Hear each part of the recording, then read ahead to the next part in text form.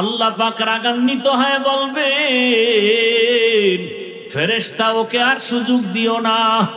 দুনিয়াতে আমি কম সুযোগ দেই নাই।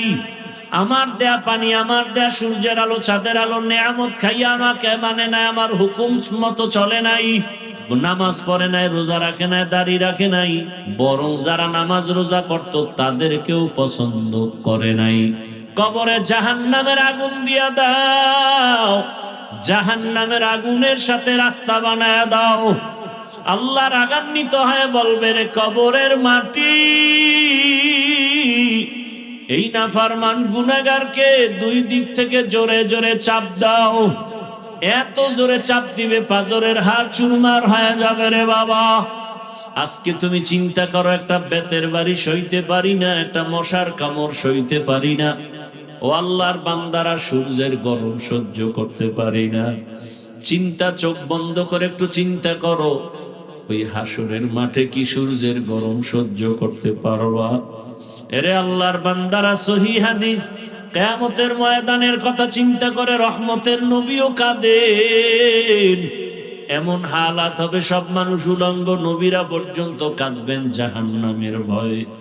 সাহাবায়ে কেরামদের কান্না সারা জিন্দেগি ভর আল্লাহর আদালতে কেমনে দাঁড়াবো। তাদের এত সুন্দর নামাজ, রোজা, তেলাওয়াত, ইখলাস, তাকওয়া, এরপরও তারা কান্না করেছেন। তোমার আমার তো নামাজ নাই, রোজা নাই, তেলাওয়াত নাই, সুন্নাত নাই, তোমার আমার কি পরিমাণ কান্না করা উচিত। এখনো তওবা করো পর্দার আড়ালের মা বোনেরা। আপনার মতো কত মা, কত বোন এখনো আছে বেপর্দায়, চলে না, নামাজ ছাড়ে না। ভিন্ন লাইনের মা বোনেরা, আপনারা কেন বেপর্দায় মার্কেটে মার্কেটে ঘুরেন? আপনার কি মনে চায় না একটা আদর্শ সন্তানের মা হয়ে কবরে যাবেন? আপনার সন্তানটাকে আদর্শ ডাক্তার, ইঞ্জিনিয়ার বানাবেন, কোরআন তেলাওয়াত করবে, মা বাবার জন্য দোয়া করবে, নামাজ আদায় করবে, স্বামীর মাল হেফাজত করবেন। ও বাবাজিরা, সন্তানের ভবিষ্যৎ নিয়ে মোটেও ভাবেন না। যদি ভাবতেন, এভাবে গুনার পথে দৌড়াইতেন না। সন্তান কিন্তু একদিন আপনার ভালো আদর্শ থাকলে গর্ব করে বলবে, আমার মা বাবা কোনোদিন দুইজন ঝগড়া করে নাই, নামাজ ছাড়ে নাই, মোবাইলের নষ্টামি করে নাই, গুনাহ করে নাই। মা বাবার জন্য গর্ব করে দোয়া করবে। আর যদি খারাপ চরিত্র রেখে যান, ওই সন্তান এক সময় ধিক্কার দিয়া বলবে, আমার মা বাবা খারাপ, আমি কেমনে ভালো হব? আমার মা বাবা সারাদিন ঝগড়ায় পড়ে থাকতো, গালাগালি করতো, মোবাইল নিয়ে ব্যস্ত হয়ে যাইতো, একজন আর একজন বেগানা নিয়ে ব্যস্ত থাকতো, গুনাহ করতো, নাচ গান করতো, নামাজ নাই, রোজা নাই। এইভাবে সন্তান ধিক্কার দিবে।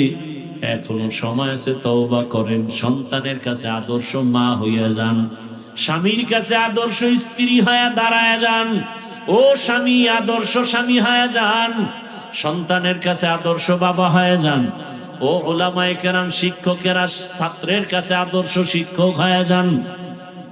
ও ছাত্র বন্ধুরা, একজন অপরের কাছে আদর্শ বন্ধু হয়ে যাও, যেন বন্ধুটাও বুঝে আমি খারাপ কিন্তু আমার ওই বন্ধুটা ভালো, চরিত্র ভালো, কোনো অন্যায় করে না। দেখবা দুনিয়াতে সম্মানের কোনো অভাব নাই, টাকার অভাব নাই, কোনো কিছুর অভাব নাই। তওবা করার মতো যদি এখনো সময় আছে, তওবা করো। মনে মনে আল্লাহকে বলো, আর নামাজ ছাড়বা না, দাড়ি কাটবা না, বেপরদায় চলবা না। মা বাবার দোয়া, শিক্ষকের দোয়া, উলামায়ে কেরামের দোয়া, নবীজির আদর্শ মেনে জীবনটা চালাইবা। আমার আল্লাহকে বেজার করিও না রে যুবক। আমার আল্লাহর মতো দয়াময় কেউ নাই। আমার আল্লাহ তোমার আমার এত মায়া করে বানাইছেন, এরকম মায়া আমার আব্বাও করে না, বাবাও করে নাই, মাও করে নাই। আমার আল্লাহর দেয়া সূর্যের আলো, চাঁদের আলো, জমিনের ফসল, গাছের ফল, নদীর মাছ সব কার? আল্লাহ ঘুমের থেকে যদি আমাকে সজাগ করে না দেন, সজাগ হওয়া যাবে না। আমার আল্লাহ যদি বাতাস বন্ধ করে দেন, বাঁচার কোনো উপায় হবে না। আমার আল্লাহ কত আদর করে আমাকে বানাইছেন, এত সুন্দর চেহারা, এত সুন্দর কণ্ঠ। আমার আল্লাহ কয়, বান্দা তুই ব্যবসা কর, চাকরি কর, লেখাপড়া কর, 5 বেলার নামাজ পড়বি, নবীর হুকুম আদর্শ অনুযায়ী জীবন চালাবি।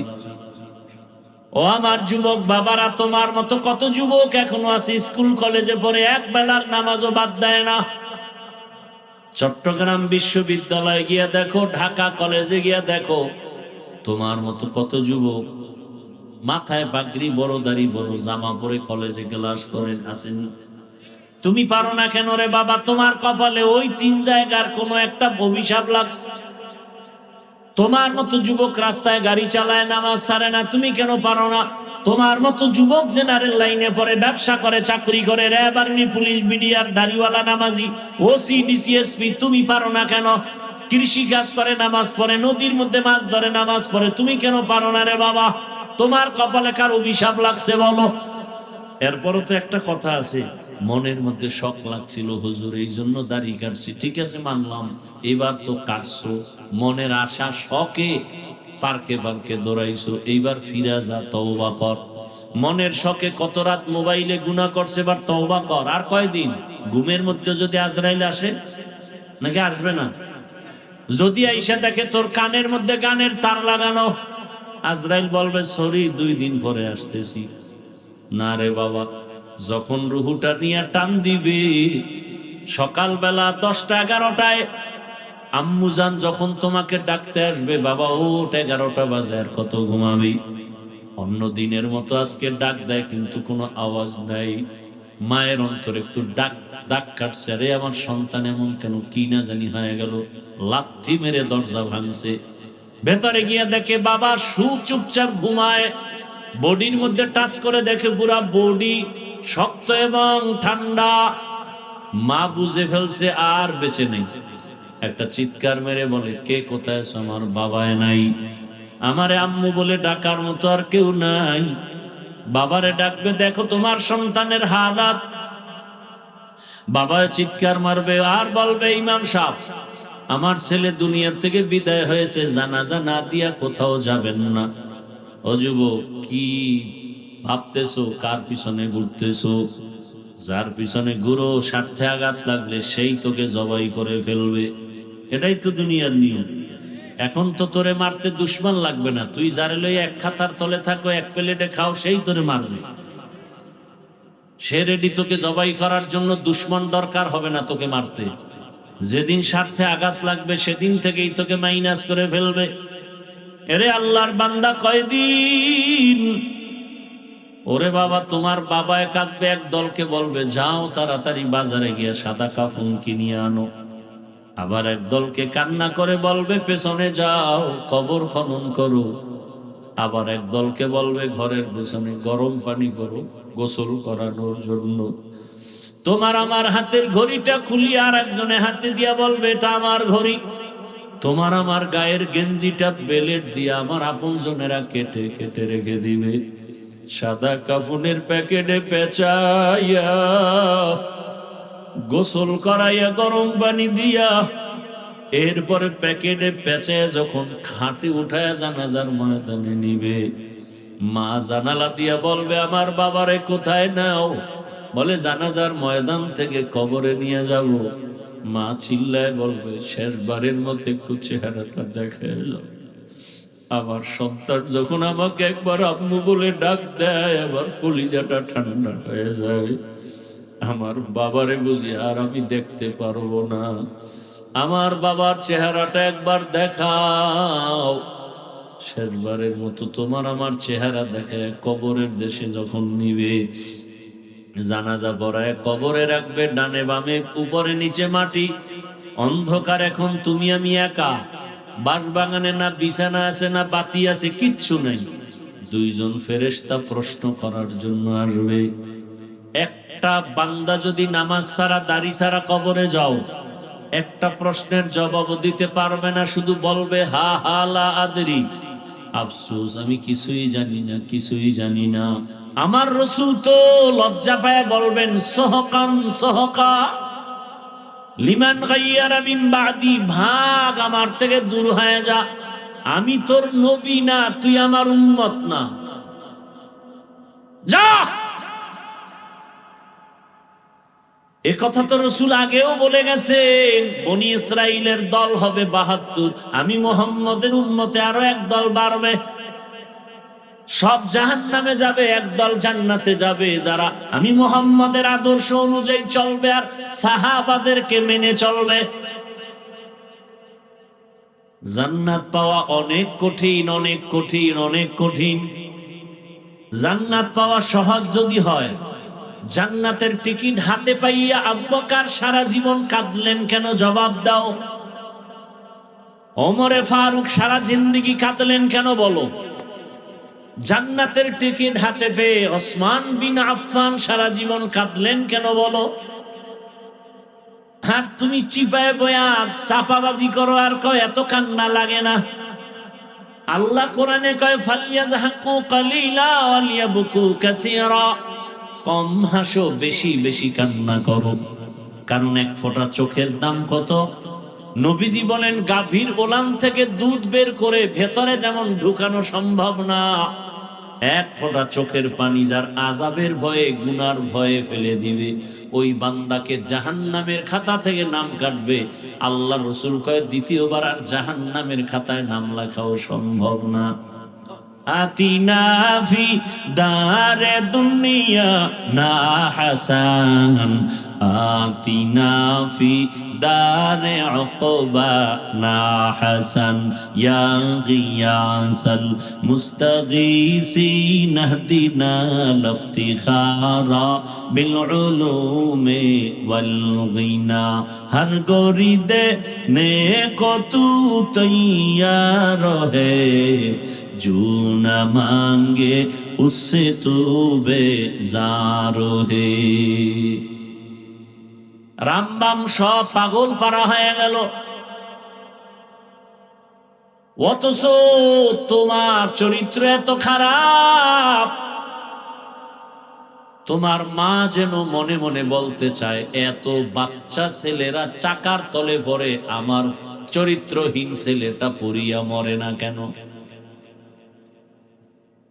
যেই ছেলের চরিত্রের কারণে সমাজে গেলে মুখ দেখাতে পারি না, মহিলারা ধমক দেয়, ধিক্কার দেয়, বাবারে বাজারে গেলে ধিক্কার জানায়,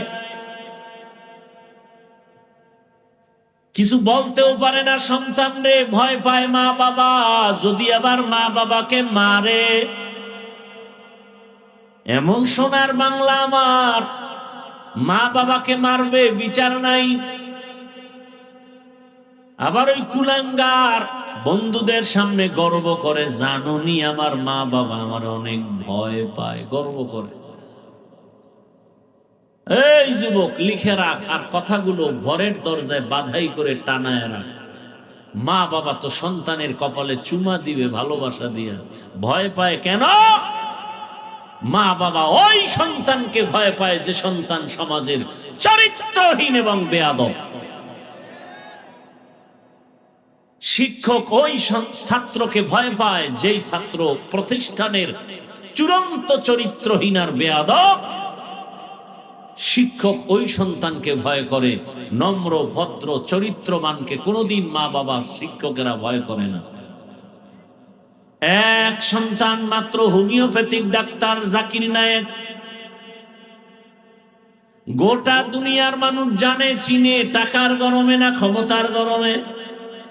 হ্যাঁ, সুন্দর আদর্শ আর সুন্দর চরিত্রের কারণে। ও যুবক, তোমাকে আমি ধাক্কা দিয়া দূরে ফেলতে আসি নাই, কাছে লাগাতে আসছি, টানতে আসছি। আমার এই কথার দ্বারা তুমি নিরাশ হও না, বরং তোমার পায়ে হাত রেখে ডাকতেছি, আসো তওবা করে নতুন করে দাঁড়াও, জীবনটাকে গড়াও, মোবাইলটা পানিতে ফেলে দাও। মাত্র 5 থেকে 7টা বছর কষ্ট করে চরিত্র নিয়ে আবার দাঁড়াও, আর 3 জায়গার দোয়া নিয়ে সামনে আগাও। ডাক্তার হলেও তুমি জগৎ বিখ্যাত হয়ে যাবে, আল্লাহর কসম। চরিত্র ঠিক রেখে তুমি যদি ইঞ্জিনিয়ার হও, সম্মান হবে তোমার আকাশচুম্বী, দেশব্যাপী। ওসি হও, ডিসি হও, তোমার সম্মান দেশব্যাপী হয়ে যাবে। লাগবে তোমার চরিত্র সুন্দর, আর 3 জায়গার দোয়া। 1 মা বাবার দোয়া, 2 শিক্ষকের দোয়া, 3 ওলামায়ে কেরামের দোয়া। এই তিন জায়গার দোয়ায় তোমার হিরো। এই তিন জায়গার বরদোয়া লাগলে তুমি মরার আগে পঙ্গু হয়ে বিছানায় কাতরাইয়া মরবা। মা বাবার দোয়ায় যেমন অ্যাকশন, বরদোয়ায় আরো ডবল অ্যাকশন। শিক্ষকের দোয়া তোমার জীবনের সফলতার চাবি। পায়ে হাত রেখে বলছি, যদি বলো নিচে আসো, নিচে নেমে তোর পায়ে ধরি। আমার রসুলের আর কষ্ট দিও না। দাড়ি ছাড়া নবীর সামনে কেমনে দাঁড়াইবা? লজ্জা কি লাগবে না রে বাবা? তো দুনিয়া লোভী, এরা আল্লাহকে বাদ দিয়া দুনিয়ার পেছনে দৌড়ায়। দুই জিনিস চায়, শান্তি আর সম্মান। চ্যালেঞ্জ দিয়া গেলাম, পৃথিবীতে দুনিয়াদার একটাও নাই, সম্মানেও নাই, শান্তিতেও নেই। একমাত্র যাদের কাছে রসুলের আদর্শ আছে, এদের মতো শান্তি আর সম্মানে কেউ নেই। এ সম্মান আল্লাহ দিছেন। আর দুনিয়াদারেরা সম্মান আল্লাহর থেকে পায় না, টাকা দিয়ে কিনে ভোটের আগের রাতে। আর সোনার বাংলার আশরাফুল মখলুকেরা সেদিন বিক্রি হয়ে যায় বাজার দরে। কি বাজার দরে কি হয়? বিক্রি হয়। এটা কোন থানা? পেকুয়া বাজারে দামি একটা ভালো মানের মুরগি কিনতে গেলে 800 থেকে 1000, একটা ছাগল কিনলে 15 থেকে 20,000, একটা গরু কিনলে 1 লাখ।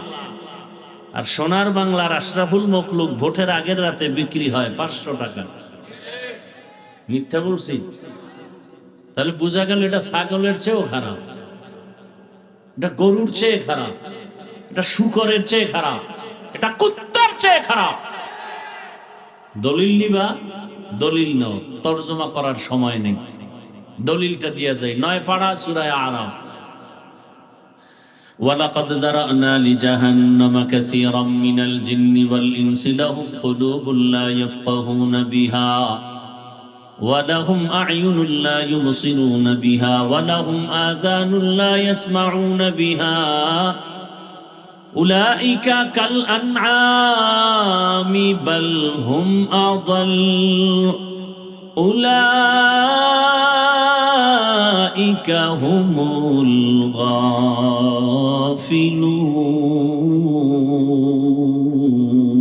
গাফিলুন। গরবা সুরাত আদমি ইনসাবুদে আহমদ বু জাহলো হম এক সাবুদে আদমিরা আদমিয়ত লাজিমাস উদরাগর বুনা বাশদ হি জামাস আদমিয়ত লাহম শাহম পশুতে নিস আদমিয়ত জুজর জায়ে দুসতে নিস। ও যুবক আমার, আল্লাহর রাসূলের আশিক, তোমার লাইনের যুবক, রক্তের ফোঁটা জমিন স্পর্শ করাইয়া সারা দুনিয়াটাকে আলোড়ন সৃষ্টি করে এই কথা বলে গেল। টাকা দিয়া পশু কিনা যায়, অমানুষ টাকায় কিনা যায়, আমি হাতিকে টাকায় কিনা যায় না। ও যুবক, তুইও যুবক, তোর চরিত্র এত খারাপ কেন? সারা রাত মোবাইলে আকাম করবে, এমবি নেই। কি নাই? এমবি ভরার টাকা কই পাই? খুঁজতে খুঁজতে 2 জন খুঁজে বের করছে, মা আর বাবার টাকা চুরি করতে হবে। চুরি কইরা সারা রাত চোখের জেনা, হাতের জেনা, জবানের জেনা, অন্তরের জেনা। চেহারার মধ্যেই ছাপ লাগছে, চেহারার মধ্যে কোনো আলো নাই, নূর নাই, কোনো বরকত নাই। যেই যুবকের 40 বছর পর্যন্ত চেহারা থাকবে উজ্জ্বল, সেই যুবকের 25 বছরে চেহারা নষ্ট। রাতের বেলা গুনাহ করার ছাপ লেগে গেছে কপালে। 1500 বছর আগে রঈসুল মুফাসসিরিন আব্দুল্লাহ ইবনে আব্বাস রাদিয়াল্লাহু আনহু লিখেছেন, মানুষ গুনাহ করতে গিয়ে যদি সীমা পার হয়ে যায় তখন নগদ শাস্তি 5টা। কয়টা? 1 নাম্বার শাস্তি, চেহারার নূর থাকবে না। দেখলে কেউ মায়া লাগবে না, আকর্ষণ লাগবে না, রিজিক নষ্ট হয়ে যাবে, বরকত হবে না, খাইবে আর বাথরুমে দৌড়াইবে, বরকত। এরকম 5টা শাস্তি নগদ শুধু গুনার কারণে। তুমি পৃথিবীর যত দেশ থেকে ক্রিম এনে লাগাও, আর চেহারা ভালো হবে না। একটাই পথ চেহারা সুন্দর করার, ক্লিন করার, আকর্ষণ বাড়াবার। 5 বার ওযু বানাও, 5 বার নামাজ পড়ো, চেহারা খালি নূর চমকাবে। কালো হলেও চেহারা সুন্দর দেখা যাবে। কোন ক্রিম তোমার চেহারাকে নষ্ট করবে, কোনোদিন ভালো করতে পারবে না। বেয়াদবি মাপ চাই। মাঝে মাঝে ছবি দেখা যায় বিলবোর্ডে, দেখা যায়নি কথা হয়, বিলবোর্ডও চিনে না তো কি কইতাম। রাস্তায় বিভিন্ন সাইনবোর্ডে মেয়েদের ছবি দেখা যায়নি, নায়ক নায়িকাদের ছবি, হ্যাঁ, চেহারা নুরানি। তোমরা যারা দেখছো, আমি তথ্য নিয়ে শুই না বলতেছি, যারা এত কিছু দিয়া টিয়া চেহারাকে পূর্ণিমার চাঁদ বানাইয়া বিউটি পার্লারে গিয়া সাইজা সুইজা আসে, দেখতে চমৎকার, কাছে গিয়া দেখবা নিকৃষ্টতম চেহারা। আর ওই পার্লারের একটু যার মাজা ঘষা দিছে, এটি একটু রৌদ্র লাগলে শেষ, পানি লাগলে আরো শেষ। চেহারায় বরণ কাকে বলে?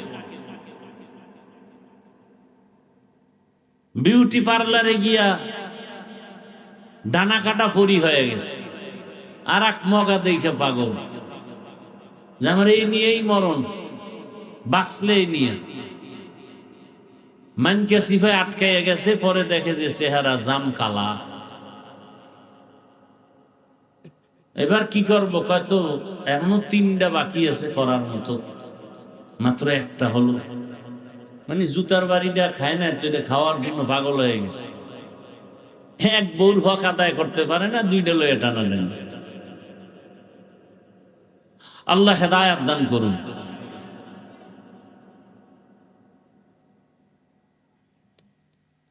কোন দিকে কি কথা বলবো? সর্বাঙ্গে ঘা, ঔষধ দেব কোথা? কঠিন থেকে কঠিন যদি কারো বিশেষ প্রয়োজন হয়, তখন একাধিক বিয়ে করার অনুমতি আছে। করতে বলে নাই, চাইলে অনুমতি আছে। কিন্তু ভয় লাগাই দিছে, যদি তুমি ইনসাফ ঠিক রাখতে না পারো, ফাইন খিফতুম আন লা তা'দিলু ফাওয়াহিদা, একটা লয়ে জীবন কাটাও। এই মোনাজাতটা দিয়েই দেবো। কিন্তু ঢাকার থেকে দৌড়াইতে দৌড়াইতে আসছি। একটা মানুষ এত দূর জার্নি করলে হুশ থাকার কথা না, এরপর আবার বয়ান, তাও আবার 2টা 3টা, পারে না জায়গায় বয়ান শুনে জানাজা দিয়ে দেয়। এর নাম আবেগওয়ালা জাতি। যেই যুবকের ইঙ্গিত দিলাম, বলো হে যুবক, রাস্তা দিয়ে হাঁটে মানুষ এসে টাকা দেয়। আমি শুনে বলতেছি, তুমি আমার সাপোর্ট দাও, সত্য না মিথ্যা বলতে তোমার সমস্যাটা কি? 50,000 টাকার বান্ডিল, মরার পরে অ্যাকাউন্ট চেক করা হলো, কোটি কোটি টাকা। যুবক আবার সাপোর্ট দাও। কোনদিন সেই যুবক কি লাইভে টাকা চেয়েছিল? তোমার চরিত্র এত নিকৃষ্ট কেন? কারণ কি? 500 টাকার জন্য এত নিচে নেমে গেলা? অথচ তোমার লাইনের সে যুবক, তোমার লাইনের, তোমাকে বার্তা দিয়ে গেল, টাকা দিয়া পশু কিনা যায়, অমানুষ বিক্রি হয়। কোনদিন একটা মানুষ টাকায় বিক্রি হতে পারে না। কত টাকা তার অ্যাকাউন্টে জমা, 5 ওয়াক্ত নামাজ আদায় করত। গোটা দুনিয়ার মানুষ আজ তার জন্য কলিজা ভাঙ্গা ভালোবাসা, রামবাম সব পাগল পারা হয়ে গেল। আমার কথাগুলো কি আপনাদের লাইনের বাইরে যায় না?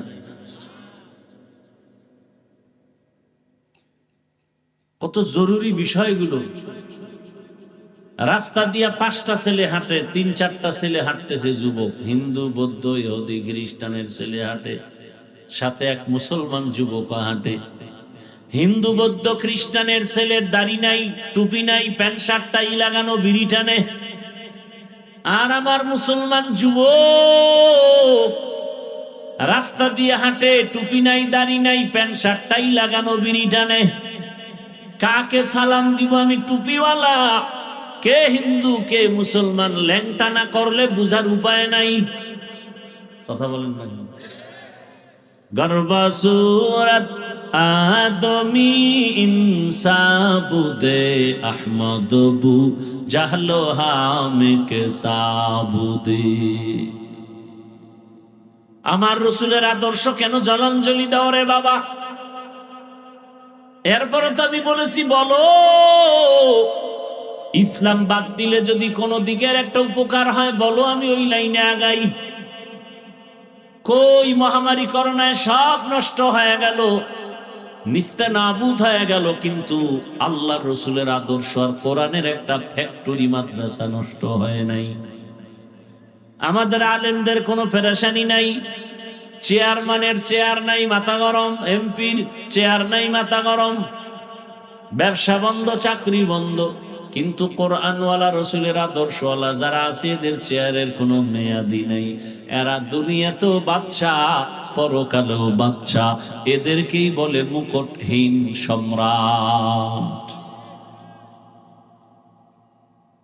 এই যে এতক্ষণ বয়ান করতেছি, একবারও কি বলছি সবাই আমার মতো হুজুর হও?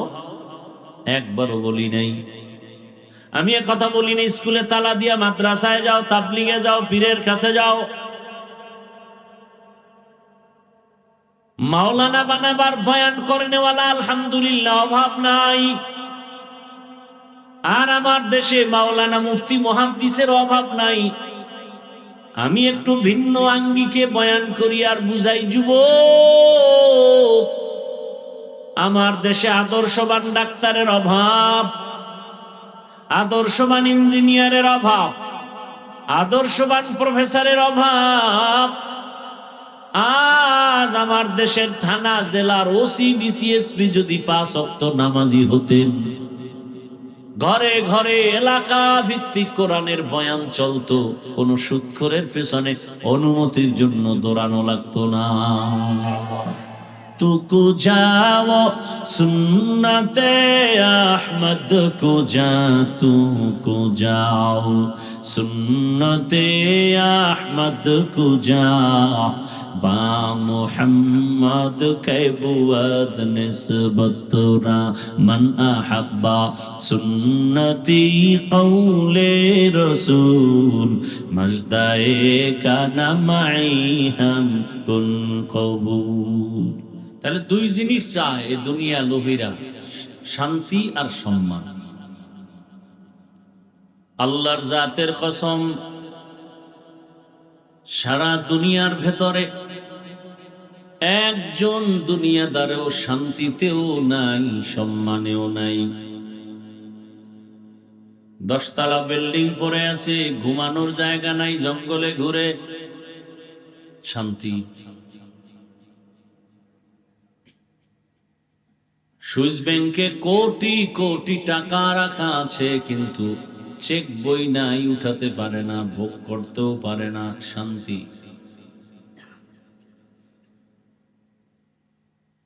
একবারে ফুলের মালা, আবার জুতার মালা, সম্মান।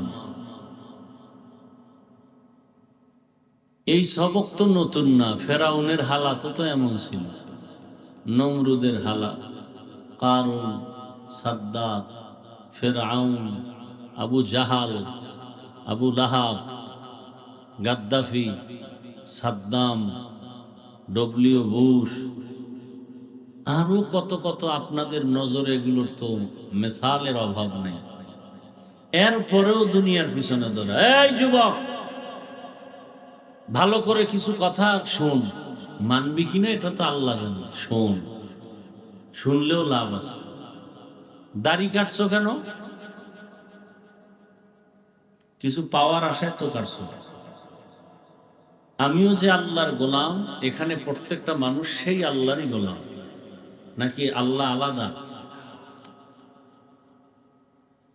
আমি যে রসুলের উম্মত, আপনারাও সে রসুলের উম্মত, না আলাদা? জান্নাত, জাহান্নাম, কাবা সব এক। কি কালেমা, ধর্ম এক।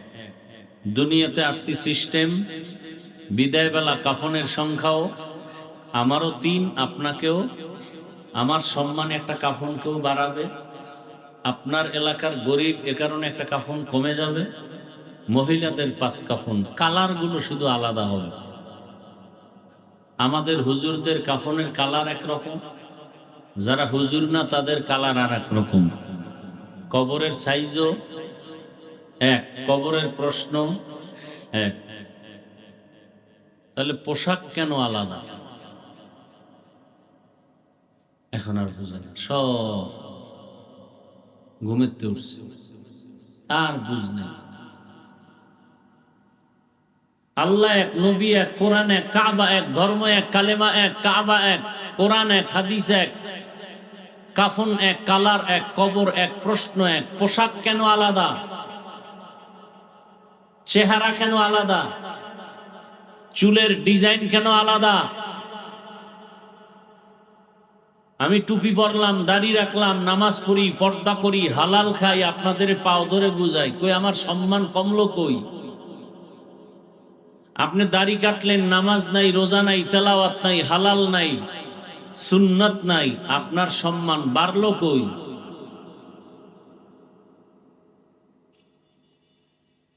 লাভ কি? একজন লোক দাঁড়ায় বলেন দাড়ি কাটলে যৌবন বাড়ে, দাড়ি কাটলে চেহারা আলোকিত হয়। বলেন একটা ফায়দা বলেন, আমি দাড়ি কাটবো, সবাই সাক্ষী। কাটছেন কেন দাড়ি? একটা জবাব কেউ দিতে পারবেন? যদি কোনো মুসলমানের বাচ্চা বলে চাকরির জন্য, যেই চাকরি করতে গেলে দাড়ি কাটতে হবে, সে চাকরি করো কেন? পিপিলিকার খানা কে দেন? আল্লাহর নাম আসে না জবানে? পিপিলিকার খানা কে দেন? জঙ্গলের হাজারো প্রাণীর খানা কে দেন? সমুদ্রের হাজারো লাখো মাছের খানা কে দেন? উড়ন্ত পাখির পেট ভরায় খানা কে দেন? ওরা দামি না আমরা দামি? তা আল্লাহ আমাদের দিবেন না? তো টাকার জন্য দাড়ি কাটতে হবে?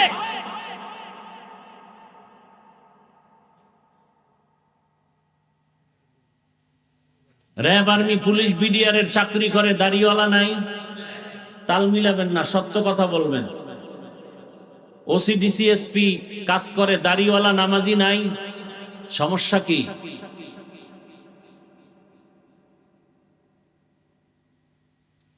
বলার শক্তি হবে না, সে ঈমান নাই। এবার আমার থেকে শুনো আর লেখো। ওই একদল মোবাইল নিয়ে শয়তানে যারে ধরে কাম থুইয়া আকাম করে। এত সুন্দর বেহেশতের বাগানে বৈশাও আকাম ওই মোবাইল নিয়ে। আর কপাল হেদায়েত নেই। যাওয়ার সময় একটা বেলুন কিনে বাড়ি দিবে, বউ কইব কি, এটা মোনাজাতে কবুল হয়ে গেছে। নিমক হারাম। আল্লাহ হেদায়েত দান করুন। খুব খারাপ লাগতেছে না? আকাম করেন তাতে খারাপ লাগে না, আমি বলি কেন এত খারাপ লাগে। তাহলে আওয়ামী লীগের গালি দিয়ে লাভ কি? ইসলাম আওয়ামী লীগের কাছে যদি ভালো না লাগে আর আপনার কাছেও ভালো না লাগে, তো হোমান হয়ে গেলেন আপনি হযরত। আবার আমাকে উল্টো প্রশ্ন করে, দাড়ির মধ্যেই কি ইসলাম? আচ্ছা বাদ দাড়ি, টুপি, টুপির মধ্যেই কি ইসলাম? টুপিও বাদ। পর্দা, পর্দার মধ্যেই কি ইসলাম? পর্দাও বাদ। পোশাক, পোশাকের মধ্যেই কি ইসলাম? তার মানে পোশাকও বাদ। তো ইসলাম কই? তোমার নানার বাড়ি পাহাড়ের গুহার ভিতরে? ইসলাম কই? এই চালাকি শিখাইছে কে? কে শিখিয়েছে এই চালাকি? 24 ঘন্টার সেকেন্ডে সেকেন্ডে সেকেন্ডে সেকেন্ডে অল টাইম কবিরা গুনাহ, কবিরা গুনাহ, কবিরা গুনাহ। যারা দাড়ি ছাটে, কাটে, ক্লিন করে, সবার সমান গুনাহ। জীবনে যতটা মোনাজাত দিবে তওবা না করা পর্যন্ত একটা মোনাজাত দাড়ি কাটনেওয়ালা ছাটনেওয়ালার কবুল হবে না, একটা মোনাজাত কবুল হবে না তওবা না করা পর্যন্ত।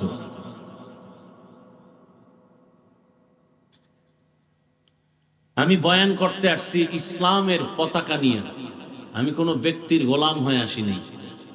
আমার বয়ানের মূল থিম আমার ইসলাম, আমার আল্লাহ, আমার রসুল, আমার কোরআন, আমার হাদিস। কোরআন হাদিসে যা নাই যদি বলি সাথে সাথে দাঁড়ায় যাব, কানে ধরে এখানে উঠবো, বসবো আর তওবা করবো। এখানে বহু যুবক বাবা হয়তো একটু কর্কশ ভাষায় বলছি, আল্লাহর ওয়াস্তে মাফ চাই। আমি কাউকে আঘাত করতে আসি নাই, বুকে লাগাতে আসছি। আমি জান্নাতে যাব সবাইকে নেওয়ার পরামর্শ দিতে আসছি, কোন দলের পক্ষে বলতে আসিনি। খুব খেয়াল করেন যুবক বাবারা, আল্লাহকে সাক্ষী রেখে একটা জবাব দাও, কোরআন হাদিস কি সত্য? একটু একটু সন্দেহ আছে নাই? আচ্ছা, কোরআন হাদিস কি দাড়ির পক্ষে না বিপক্ষে? বেনামাজির পক্ষে, বেপর্দাওয়ালার পক্ষে, সুদখোরের পক্ষে, ঘুষখোরের পক্ষে? তাহলে কোরআন হাদিসের বয়ান করলে তো আমার সুদখোরের বিরুদ্ধে বলতে হবে না, ঘুষখোরের বিরুদ্ধে বলতে হবে না, চান্দাবাজ ধান্দাবাজের বিরুদ্ধে বলতে হবে না, ধর্ষক খুনির বিরুদ্ধে বলতে হবে না, জালেমের বিরুদ্ধে বলতে হবে না, বেনামাজির বিরুদ্ধে বলতে হবে না? এবার চিন্তা করে বলেন, কোরআন হাদিসের রস করবো না বাইরের রস করবো? রস করলে কিন্তু জ্বলবে, কঠিন জ্বলা। খুব সাবধান। এই যে জ্বলা শুরু হয়েছে না, একটা যুবক কাউ যে হাফিজ ভাই দাড়ি নিয়ে যে কটা কথা বলছে সব কোরআন হাদিসের বাইরে, এখন কানে ধরে উঠবো আর বলবো। আরো কঠিন কথা আছে, আমি তা বলি নাই। এবার তুমি আখেরাতের তা গেল, এবার নগদ নগদ কিছু কথা নাও। মোবাইল তো আছে গজবের, আজকে বাসায় গিয়া গুগলে সার্চ দিবেন দাড়ি কাটলে শারীরিক ক্ষতি কি কি। 1 নাম্বার নগদ শাস্তি, দাড়ি যারা কাটে ছাটে ওদের যৌবন থাকবে না। চিকিৎসা বিজ্ঞানীদের থিওরি, এবার যাবা কই চান্দু। আমার হুজুরেরটা মানবা না, আমরা কিছু বুঝি না, বোকা। তো চিকিৎসা বিজ্ঞানীটা না মানলে তো তুমি পশু, তুমি মানুষ না। চিকিৎসা বিজ্ঞানীরা কি থিওরি দিছে, দাড়ি কাটলে ছাটলে সাথে সাথে যৌবন কমে যাবে, চোখের পাওয়ার চলে যাবে। তোমাকে দাড়ি কাটাও বাড়ছে, হার্বাল কোম্পানির চ্যালেঞ্জও বাড়ছে। লজ্জা নাই দেখা দাঁত দেখা যায়, লজ্জা থাকলে কান্না আসতো, চোখের পানি পড়তো যে আমি এত খারাপ হয়ে গেছি। আর আল্লাহ পাক কোন দুনিয়াদারের হাতে ইসলাম কায়েম করার দায়িত্ব দিবেন না। কসম আল্লাহ, ওয়াল্লাহি বিল্লাহি তাল্লাহি, আল্লাহর কসম, 1 বার 2 বার 3 বার যারা আল্লাহকে মহব্বত করে নামাজ রোজা করে না, সুন্নত মানে না, এদের হাতে কোরআন হাদিসের আইন কায়েমের দায়িত্ব দিবেন না, দিবেন না, দিবেন না। সন্দেহ করলে কবিরা গুনাহ হবে, সন্দেহ করলে কবিরা গুনাহ হবে। আপনি ক্ষমতা পাইতে পারেন, আপনার দ্বারা ইসলাম আসবে না দুনিয়াতে, কোনদিন সম্ভব না। পৃথিবীর ইতিহাসে কোনো নজির নাই।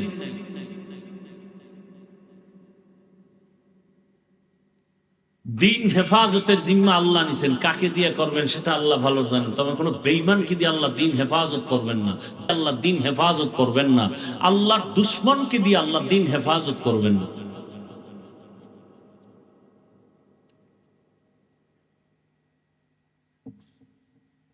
আল্লাহ সবাইকে হেদায়েতের দৌলত দান করেন। এই বাবারা ঘুমাইতেছেন, বলেন তো মসজিদের থেকে দামি জায়গার নাম কি?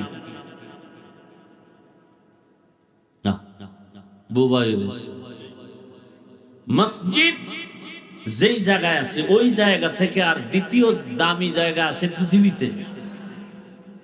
আহাব্বুল বিলাদি ইলাল্লাহি মাসাজিদুহা ওয়া আবগাদুল বিলাদি ইলাল্লাহি আসওয়াকুহা। রহমতের নবী বলেন দামি জায়গা মসজিদ, আর সবথেকে খারাপ হলো বাথরুম। কি এত সুন্দর দামি জায়গা মসজিদ, যেখানে বিড়ি ঘর গেলেও বিড়ি ফালায় না, সেই মসজিদের দায়িত্বে একটা সুদখোর ঢুকলো কিভাবে বলো? তোমরা ঢুকেছো যুবকরা। কি ওই যে ভোটের আগে টাকা খাইছো না তার, তো হে তো এখন তোমার মাথার মুকুট বুজুর্গ। যেই সুদখোরের আমল নামে অল টাইম 24 ঘন্টা গর্ভধারিণী মায়ের সাথে জিনার গুনাহ, জিনার গুনাহ, জিনার গুনাহ, সে মসজিদের দায়িত্ব, তারও কি একটু দিল কাঁপে না? হ্যাঁ, এই দোষ সব পাবলিকের। কোন নেতা হারাম খায় না, পাবলিক জনমের মতো খাইয়া এরপরে নেতারে কয় তুমি আমগো না খাইও। কোন নেতা আগে হারাম খাইছে না জনগণ খাইছে? খাইয়া ওরে শিখাইছে যে তোর বাড়ি বিক্রি কইরা, বউ বিক্রি কইরা সব আমগো খাওয়া, তুই যখন চেয়ারে বসবি তখন আমগো যে বরাদ্দ হবে সব তুই খাবি। সোজা কথা। জনগণ হারামজাদা হলে নেতাও হারামজাদা হবে, জনগণ নামাজি হলে নেতাও নামাজি হবে। আমালুকুম উম্মালুকুম। আহা, দুনিয়াতে আল্লাহর যত দুশমন আছে এর মধ্যে চূড়ান্ত পর্যায়ের নিকৃষ্ট দুশমন সুদের সাথে যারা জড়িত। আল্লাহ কোরআনে বলেছেন সুদের সাথে যারা জড়িত ফিরে যা, নাইলে রেডি থাক, আমি আল্লাহ নিজে যুদ্ধ করব। কত বড় কঠিন কথা! কি ভাই, কইতেও পারে না, সইতেও পারে, ওয়াজে আইয়াও ঠেকছে, উঠতেও পারে। এই বয়ান যদি আগামী জুমায় কোনো ইমাম সাহেব, খতিব সাহেব মসজিদে দেয়, বুঝেন কিছু? আগামী জুমায় যদি ইমাম সাহেব আমার এই বয়ানগুলো রিপিট করে, কেমন সম্মান পাবে? চাইরো দিক থেকে শুনবে গাইবি আওয়াজ। কি কয় 1 মাসের ছুটি? কয় মাসের? কেন কেন? শিয়ালের হাতে মুরগি আমানত। শিয়ালের হাতে মুরগি দিলে যা হয়, সুদখোর বেনামাজি নবীর দুশমনের হাতে মাদ্রাসা মসজিদের চাবি দিল তো তাই হবে। সমস্যা নাই হুজুর, আমাকে কমিটি যেই লেন, আমরা এলাকার মুসল্লিরাও একই লেন, ওনরাও জুমার দিন 2 রাকাত পইরা সালাম ফিরে দৌড়, আমরাও দৌড়। ওই এরাও সিনেমা হলে যায়, আমরাও নামাজ পড়েই সিনেমা হলে যাই। বুঝেননি? বুঝে না। জুমার দিন বিয়ার অনুষ্ঠান, প্রত্যেকটা বিয়ার অনুষ্ঠান মিনি সিনেমা হল। যত আকাম কুকাম আছে আপনাদের দেশের এই বিয়া শাদীকে বলা এগুলো নাই। তার সিনেমা হলে কি হয়? গান বাজনা হয় নাকি নাচানাচি হয়? এটি বিয়ার অনুষ্ঠান, এটা মিনি সিনেমা হল। গায়ে হলুদের ধাক্কা কি 5 তলা বিল্ডিং কাঁপে। ইমাম সাহেবের ঘুম নষ্ট, কিও কয় ভূমিকম্প, কয় না তো, কত বিল্ডিং কাঁপে, মসজিদ কাঁপে কেন? হাজি সাহেব কেন আপনি দাওয়াত পান না? আমার মাইয়ার বিয়ার গায়ে হলুদের গান চলতেছে ছাদে। গায়ে হলুদ হারাম, হারাম, হারাম। বলার মানুষ নাই, শোনার মানুষ নাই, বিরোধিতা করার মানুষের অভাব নেই। এই বিয়ায় আনোয়ার শাহ কাশ্মীরি আইব, এই বিয়ায় যৌতুক তো আছে। যেই চোরারা যৌতুক খায় ওরা আজীবন বউয়ের গোলাম। জীবনে বউর সামনে কথা বলার শক্তি নাই হযরতে। কথা বলেন না? হ্যাঁ, এই তো আপনারাও পারেন না। ভোটের আগে বিক্রি হয়ে গেছেন 500 টাকায়। কিছুদিন পরে মাইয়ার উপরে হামলা, বউয়ের উপরে হামলা, চিল্লাইতেছে বাঁচাও। কেন? কথা বললি মাইনাস করে ফেলবো। 500 টাকায় কিনে নিছি না তোর 14 গোষ্ঠীর ইজ্জত। কোনো আওয়াজ দেওয়া যাবে না। কে বলবে এই কথা? কে শুনবে কথা? মোবাইল তো আছেই, চূড়ান্ত জাহান্নামী বানাবার এক ফ্যাক্টরি, এমন একটা সাইট নাই যে সাইট আমাকে ক্ষতি করে নাই। এই মোবাইল চরিত্র, লেখাপড়া, জীবন, যৌবন, মা বাবার সাথে বেয়াদবি, শিক্ষকের সাথে বেয়াদবি, চূড়ান্ত পর্যায়ে আমাকে ধ্বংস করতেছে এই মোবাইল।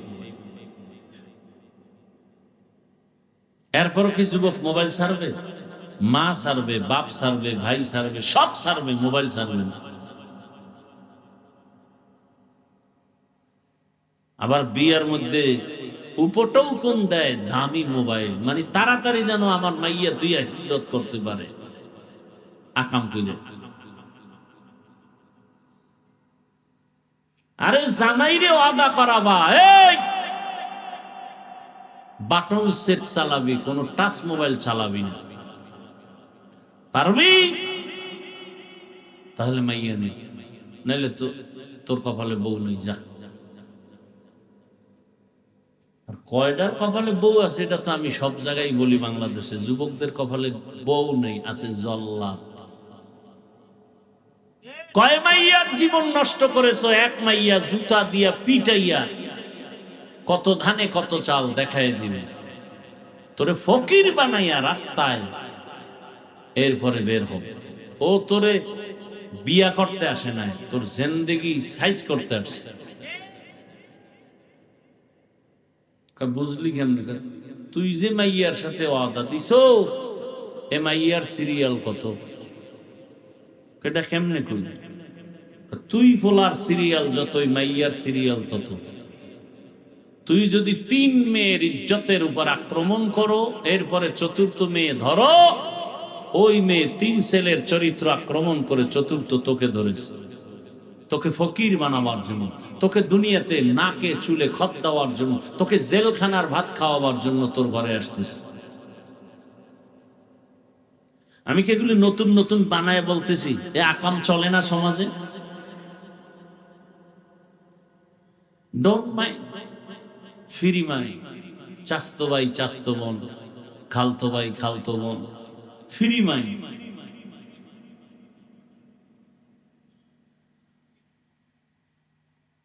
আল্লাহ তাআলা বলেন, আমাকে বেজার করে অন্যের হুকুম মানা যাবে না। রাসূলের হাদিস।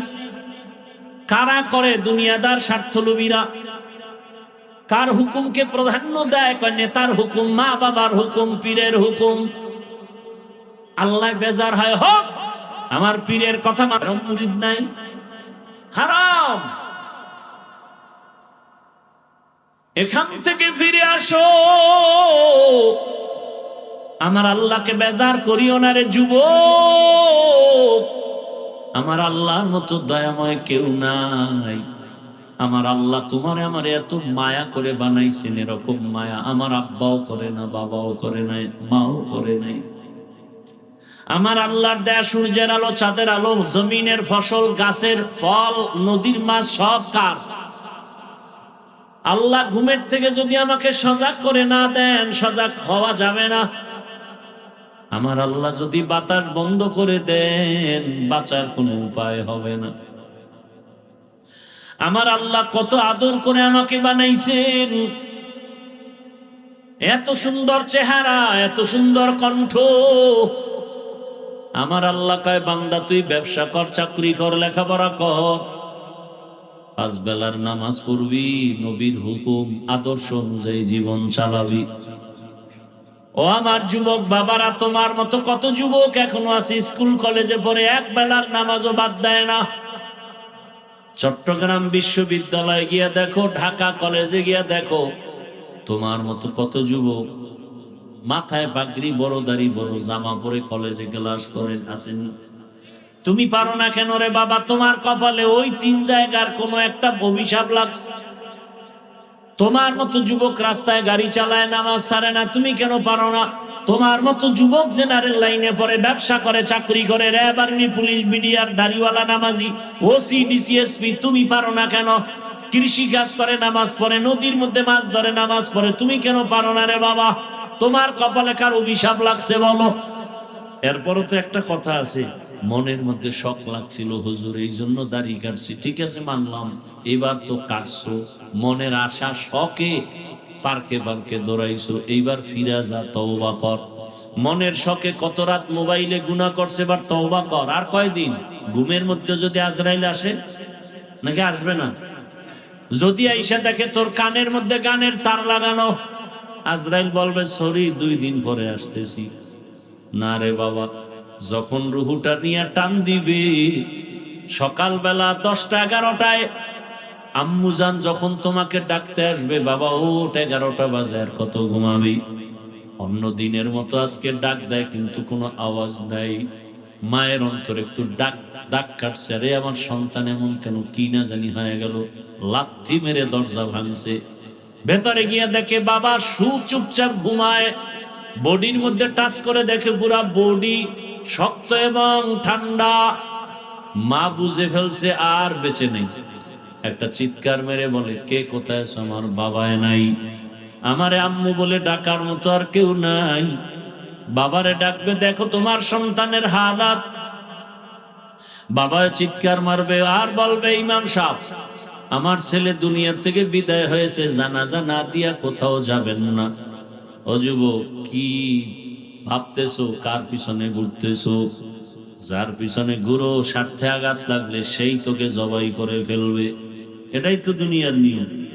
এখন তো তোরে মারতে দুশ্মন লাগবে না, তুই যারে লই এক খাতার তলে থাকো, এক প্লেটে খাও, সেই তোরে মারবে। সে রেডি তোকে জবাই করার জন্য, দুশ্মন দরকার হবে না তোকে মারতে। যেদিন স্বার্থে আঘাত লাগবে সেদিন থেকেই তোকে মাইনাস করে ফেলবে। এরে আল্লাহর বান্দা, কয়দিন? ওরে বাবা, তোমার বাবায় কাঁদবে, এক দলকে বলবে যাও তাড়াতাড়ি বাজারে গিয়ে সাদা কাফন কিনিয়ে আনো। আবার এক দলকে কান্না করে বলবে পেছনে যাও কবর খনন করো। আবার এক দলকে বলবে ঘরের পেছনে গরম পানি করো গোসল করানোর জন্য। তোমার আমার হাতের ঘড়িটা খুলিয়ে আর একজনে হাতে দিয়া বলবে এটা আমার ঘড়ি।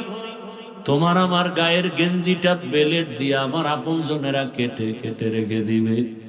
সাদা কাফনের প্যাকেটে পেঁচাইয়া